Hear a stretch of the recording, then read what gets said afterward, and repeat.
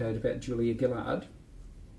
Now, people might argue that she is a sign that women have actually made it in positions of leadership in Australia, that we've actually had a female Prime Minister. But do you think she was treated badly because she was a woman, and was that part of her downfall?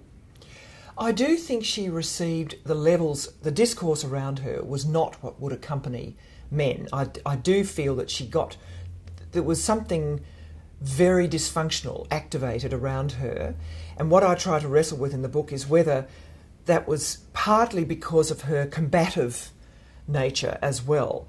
I think this is really tricky. So maybe that pugilistic aspect of her was the only way she could get to the very top, but maybe it was the very thing that brought her down as well. Now look, I leave that as an open question. I hope that level of pugilism does not remain vital to get you to the very top. Because somehow I don't think most women can manage that. I mean, I think she was a remarkable combination of talents. I think she made a lot of mistakes, and I've canvassed that in the book. So it's not, as I say, the ghosts of Julia Gillard accompany me through the book, but it's not about her. But I do think that there was something activated in some men, almost like a warrior type of sexual arousal response, that I found extremely disturbing. And it culminated for me and so it was almost anything goes. Anything goes with her because she's got in there to fight. It's very dangerous for a democracy. There's got to be all sorts of restraint and conventions abided by in a democracy. Otherwise, I think you descend to very, very dangerous impulses. And when Alan Jones made that remark, within 3 weeks of her father's death, that her father would have been ashamed of her, and he died out of shame, I was so thunderstruck that didn't bring the entire sort of Australian polity to say, line in the sand, do not go there, that is beyond the pale, almost for maintenance of community codes. I was so astonished that didn't happen, that I was sort of flooded with feelings of anger and deep frustration. And really I sort of thought, I've got to turn this into something constructive. And I decided to look at good stories about women in various areas of power. So in that anecdote that you tell about Julia Gillard, now you sort of use it to illustrate what I think you see as maybe the basis of leadership, and that's about having a strong sense of your own identity. And you keep coming back to that through the book. But you use the phrase about being in your own skin, or being comfortable in your own skin. So can you tell us the anecdote and what Julia Gillard actually said, and just the importance in leadership of knowing yourself or knowing who you are? Look, I was at a football game out at the stadium, and it was one of those early games they called pink games now, raising money for breast cancer. And I was in a group of people, including Steve Brack's wife and Julia Gillard and a couple of other friends. And we started, I'd never met her before. I had a very enjoyable conversation. And she said, you know, at the end of the day, when I pull up the drawbridge and I go home, I want to be able to recognise myself. I want to be able to recognise myself. And I thought, right, I like that. This is when she was Deputy Prime Minister. And I never forgot it. And I wondered at the end, is she still recognising herself, you know, when she goes home? I think she probably did recognise herself. We'll see when her book comes out. But it really was resonant for me with that notion of know thyself, you know, the great line that was printed on the university in Western Australia. Plato, wasn't it? Or was it Socrates? Can't be sure. Was it Aristotle? Anyway, I think it's Socrates. And all the research says that there's a psychological repositioning that all leaders have to do, male and female alike, when they move from not leading to leading. That is critical. But the trick for women is you may have to do that taking yourself into a community that is deeply ambivalent about you arriving anyway. So it's sort of like a double challenge. And that psychological trick is very, very demanding. And to me, it is sort of the final territory that you have to step into. And I think it's a big ask of people. But you have to do it on your own terms. It's no use somebody giving you the template. It won't work. It's that sort of real rite of passage, I think, you have to go through psychologically.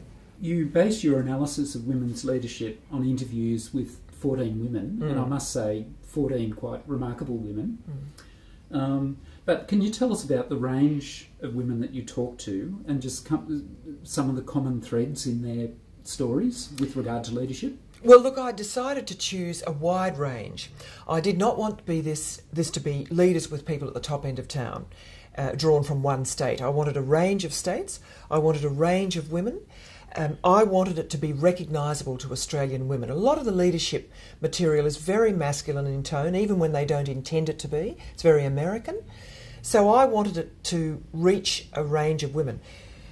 So it wasn't just politics. Two from politics, Julie Bishop and Alana McTiernan, formerly West Australian, very senior female politician now in Parliament.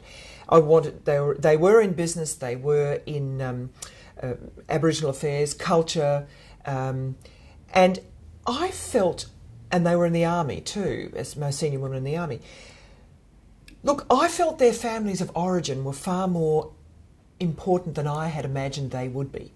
I had imagined that a lot of them, they all mostly did mention mentors, male and female, but I thought that a lot of them would have been much more formed by their workplaces, and of course they are, but it was their families, their big, engaged families that really struck me. These weren't bland families. They were families that were in their communities. They weren't benign little families. They were families that had made a big impact and really said to these women, engage. That's if I had to, get involved. There's one nun interviewed in the book I was quite intrigued to see. And I know that your education by nuns was a major influence in your upbringing. But I was really interested in the book where you said that they provided mixed messages about leadership for women. So can you tell me what were the mixed messages and what was the importance of nuns as role models and engendering a sense of leadership and ambition in you? Well, look, I think the nuns were critical in modelling for us female leadership of their own domain, because a lot of women from Germaine Greer to Susan Ryan to Carmen Lawrence have said this. When the men came in, honestly, they came in very much on the women's terms, except that they celebrated Mass, and that was very much, male domain. But I think, so the women were marvellous, big characters, fabulous. There's a great line, which I don't put in the book, that Carmen Lawrence, who was my head girl at Santa Maria College in Perth, which were the Mercy nuns, Carmen Lawrence had no fear of the House of Representatives because she had survived Sister Mary Paschal, who was one of our senior nuns, who was this fabulously big woman who used to invite us all to have gumption girls, which is a great old Irish word, meaning guts, courage. But they certainly encouraged us to strive. But I think, looking back, they certainly didn't encourage us to take on to break those final barriers. I think there was an underlying tone, men are in charge though, girls, go so far. And of course, the irony was that that's been the story of orders, of nuns. They've split off and done their own thing, but if they really tilted at the bishops, they got absolutely slapped down. It's still happening. So look, I think it's quite a mixed message from the nuns. And the notion of speaking truth to power, which a lot of Protestants will tell you, that they got in their schools. Protestant men will tell you, not women, because I don't think the Protestant women were invited nearly as much as us Catholic women to step up. Quite interesting. But the Protestant men were told, speak truth to power. Well, we were never invited to do that. That was not in the game. So I think the whole, like the nuns would wrestle with Mary, the Mother of God, and this has been quite a tricky thing, I think, for Catholic women. Mary, the wonderful woman, the nurturer, the stoic, the brave, the compliant, but that never stopped giving and being there. But taking it all on? No. That's where Colm Toibin's, Testament of Mary is such a fabulously provocative little novella, because he's got her angry and sick of being used by the men of power.